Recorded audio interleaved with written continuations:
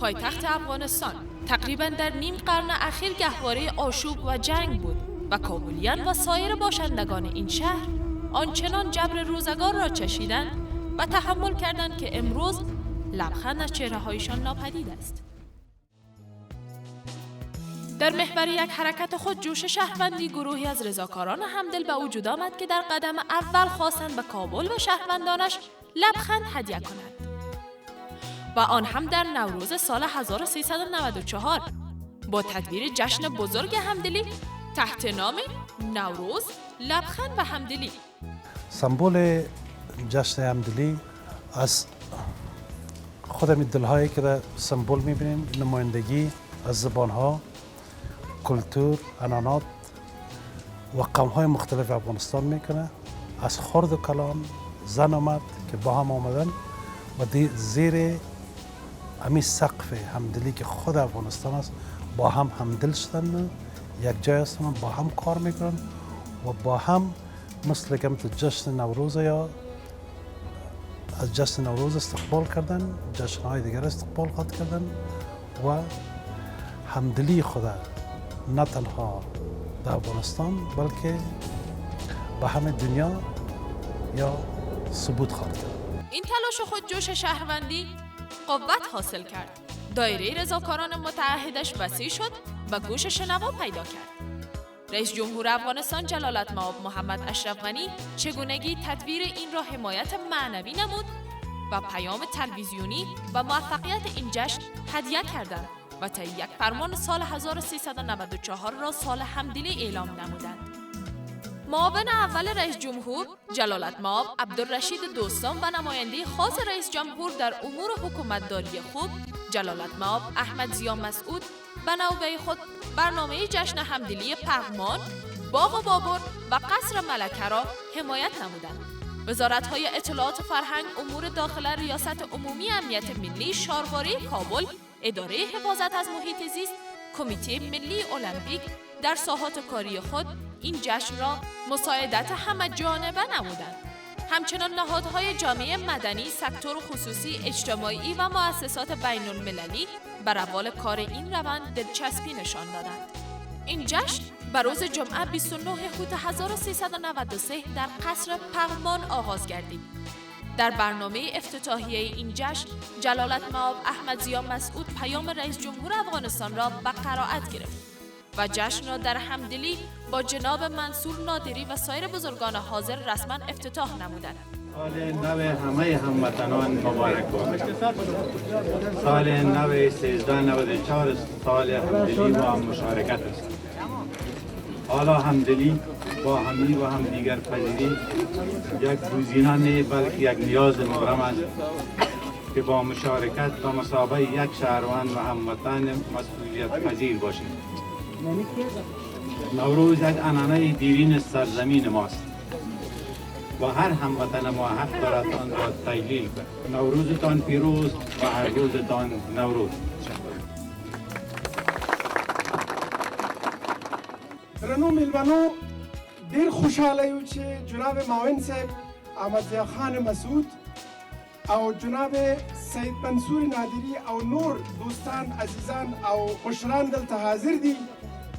د 1490 کال د همدلی مشارکت کال دی. د جناب رئیس جمهور ډاکټر صاحب اشرف غنی په فرمان باندې دا کال د همدلی او مشارکت د کال په نامه اعلان شوی دی. د جناب معاون صاحب څخه او نادری صاحب څخه تقاضا کوو چې زمونږ ستاسې د همدلی جشن او دا نوی کال افتتاح کړي.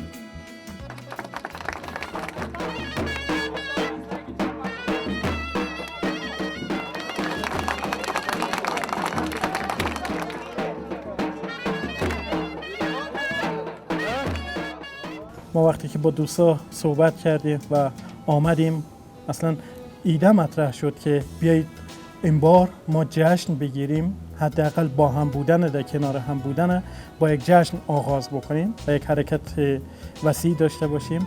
واقعا شخص خودم خیلی خوشحال و خرسند بودم که من در یک همچین جمعی میتونم که کار بکنم به عنوان یک شهروند و این چون مسئولیت هر شهروند هست و هر شهروند افغان و هر انسان افغانی که در این مملکت زندگی میکنه علاقمند بود که در این جشن اشتراک بکنه. دوستایی که آگاهی پیدا کرده بودن و احساس مسئولیت داشتن در قبال فردای خود همه آمدن و اشتراک کردن و دست به دست هم دادیم تا که ما سرآغاز باشیم برای تجلیل از زندگی، تجلیل از لبخند. بخش‌های مختلف این جشن چون نمایشگاه‌های صنایع دستی، نقاشی، عکاسی و نمایش هفت‌سین، نمایشات تئاتر، نمایش لباسهای ملی، نمایشات ورزشی، عنعنوی، نمایشات ویژه اطفال و خانواده‌ها، حفاظت از محیط زیست، نمایشات هنری در استیج بزرگ توسط هزاران تن از باشندگان کابل و پغمان به تماشا گرفته شد. این جشن که حوالی 9 صبح آغاز گردیده بود ساعت 5 عصر در شور و تهیج بی سابقه به پایان رسید. به ادامه جشن همدلی روز چهارشنبه 5 حمل در باغ همدلی در جوار قصر پغمان نهالشانی صورت گرفت که محترم خوشمن علومی، هنرمندان عزیز، دیدبان محیط زیست، شبکه همدلان و یک عده شهروندان دلسوز کابل در آن شرکت ورزیده بودند. در باغ همدلی که از طرف شهرداری کابل به شبکه همدلی واگذار گردیده است، در سالهای بعدی تا 10,000 نهال مثمر و بی ثمر غرس خواهد گردید.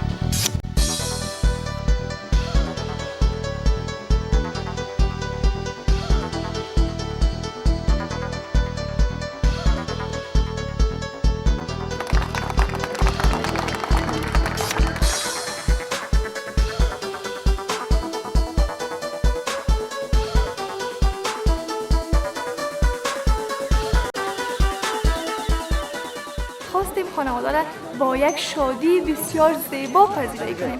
من فکر میکنم پیامد چنین جشن‌های در آینده افغانستان بسیار زیاد تاثیر دارد.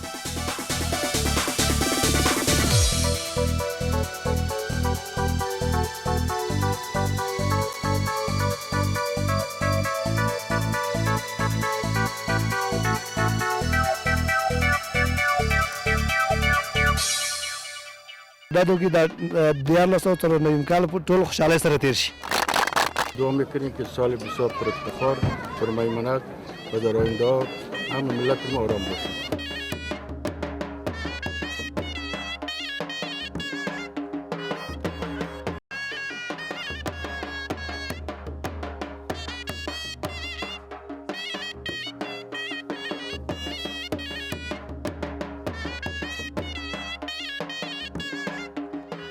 ما آمدیم که وقت و هموطنان را، دوستا عزیزا را خوش بگذرانیم، وقت خوش بخششان میکنیم.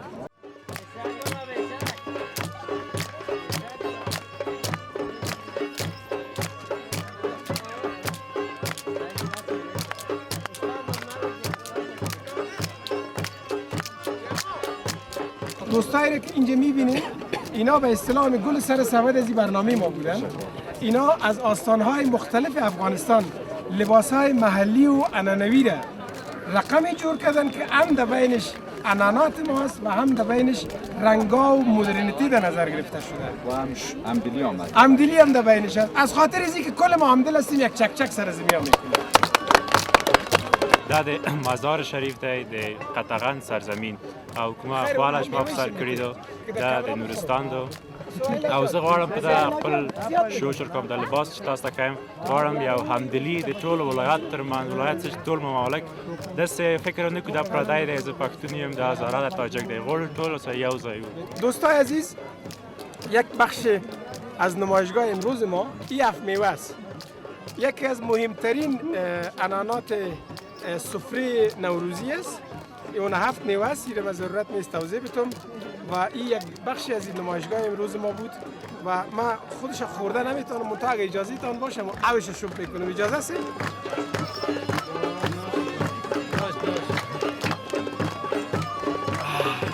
این لباسایی که میبینین از سمت غزنی است که باز کرد و ایام از پشه است و از هر سمت میکس کردیم که تایی که بخاطر که جشن همدلی است.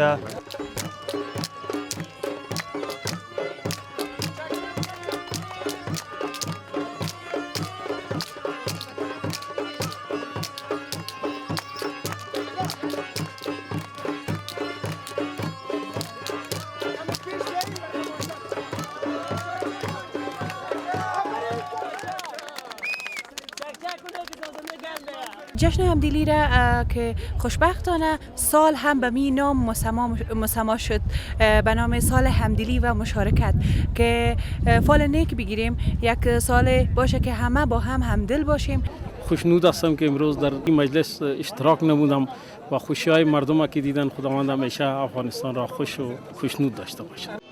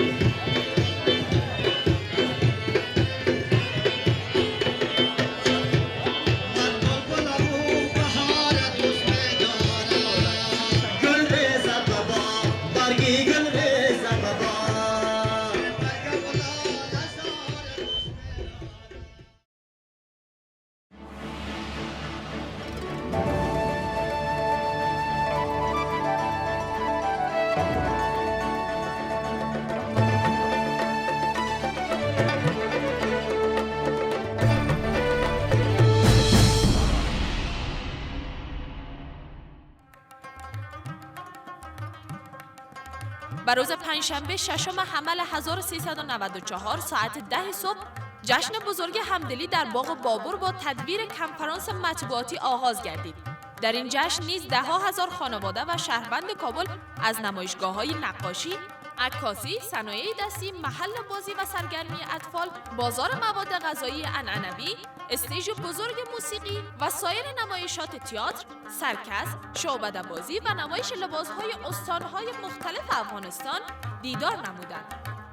یو ماشوم سمندی که ای خوشحاله ده سزه جشن تازم او مور سورته ګوري مور تر دینه خوشحالتر ده د زوی د نایوان د ماشوم ډیر خوشحاله ده.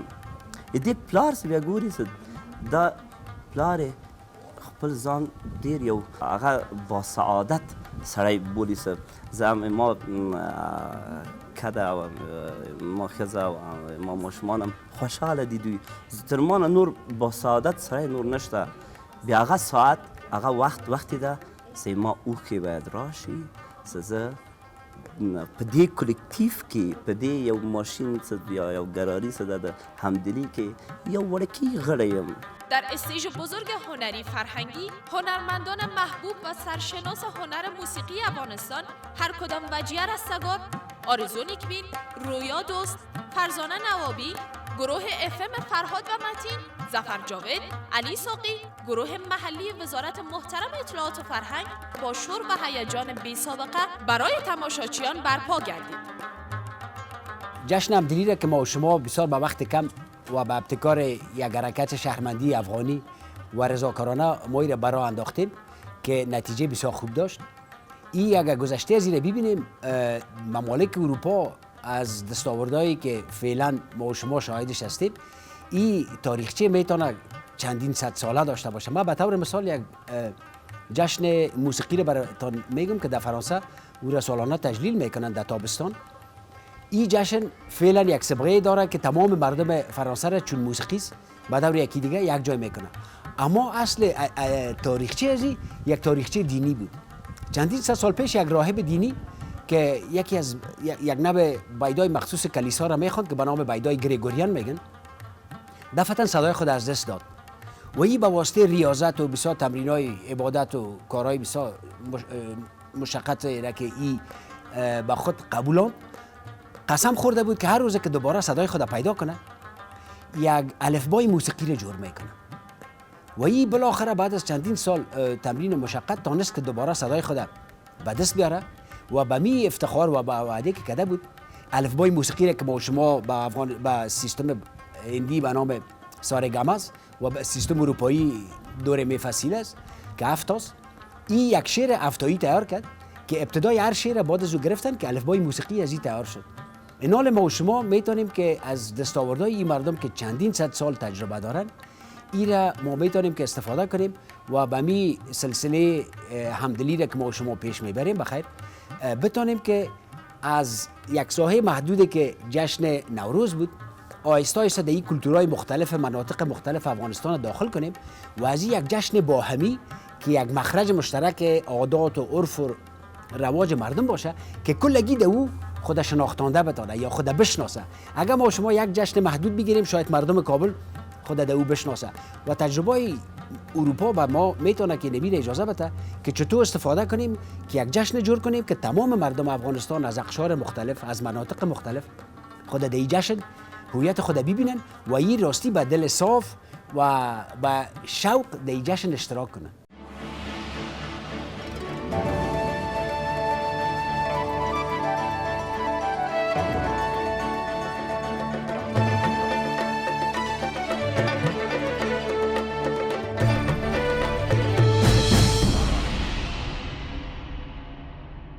به روز جمعه 7 حمل ساعت 4 عصر جشن بزرگ و خاص همدلی با آمادگی‌های خاص در قصر ملکه باغ بابر دایر گردید. بخشی که ما کار کردیم به خاطر دکوری که بود، دکوری که ما کار کردیم به خاطر که مال یک ملت بود، پس ما باید از تاریخ اون ملت در نظر می گرفتیم.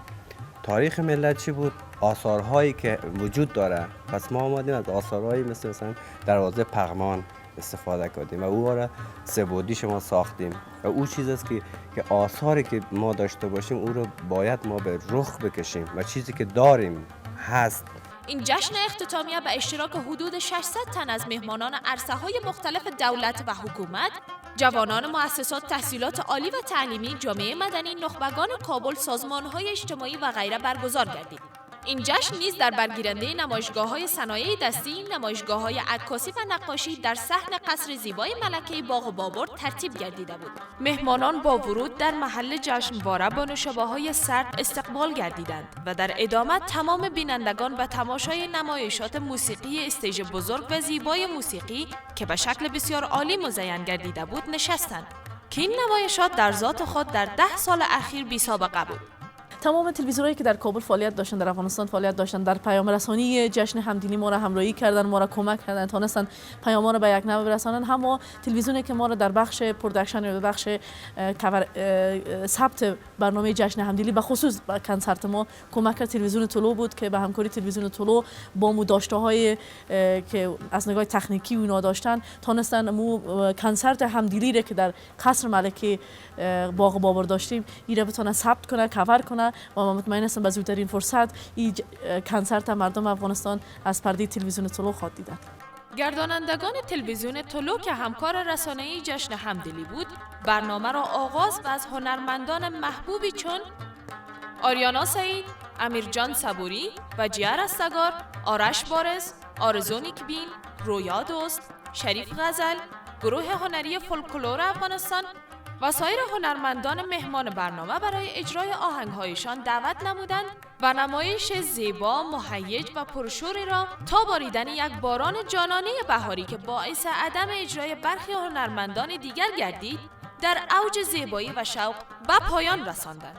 بسیار آرزوی زیر دارم که جشنواره مثل جشن همدلی یک زمان تبدیل به هویت فرهنگی شهر کابل شود. ما در آستانه از این جشن بسیار تلاش کردیم که بنیه مالی از این جشن کاملا از منابع ملی و رسورس ملی و از بازارهای خود افغانستان باشه. حمایت از اونا باعث شد که ما نتایج بسیار خوبی را از این جشن داشته باشیم و تمام زمینه ها برای ما مساعد شد که این جشن به موقع و با تعداد وسیعی از مردم برگزار بکنیم. کابل در آینده نزدیک شاهد جشن‌های بزرگتر همدلی و مناسبت‌های ملی و عنعنوی خواهد بود.